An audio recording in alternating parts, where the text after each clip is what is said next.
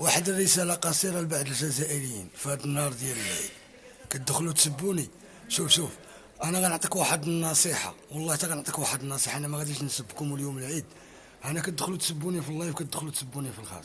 انا غادي غير ننصحكم، عوض ما تغولين بينا وحاضيننا. حتى انا صاحبي عامل النظافة كمشغول بيا. اش كنأديك؟ واش كتألمك الصورة؟ ما نعرف، ربما كتألمك الصورة. شوف خويا العزيز، انا غادي ننصحك بلا ما علاش تبقى مشغول بيا؟ سير اصاحبي حدي بلادك، وسير تشغل بلادك، وسير خدموا بلادكم اصاحبي، خدموا بلادكم اصاحبي. عوض ما تبقاو شغولين بينا حنا المروك كذا. سير حبيبي تشغل بلادك وخدم بلادك. علاش غتبقى حاضيني؟ هذه راه نصيحه من عند عامل النظافه. في هذا النهار ديال العيد انا ما غاديش نسبكم. بعض الجزائريين كيدخلوا تيسبوني في الخاص وتيسبوني في اللايف. انا ما غاديش نسبكم، لهذا انا عطيتكم واحد النصيحه اليوم. عوض ما تبقاو مشغولين بينا، سيروا تشغلوا براسكم وخدموا بلادكم ونقيوا بلادكم. هكذا خاصكم تخدموا البلاد.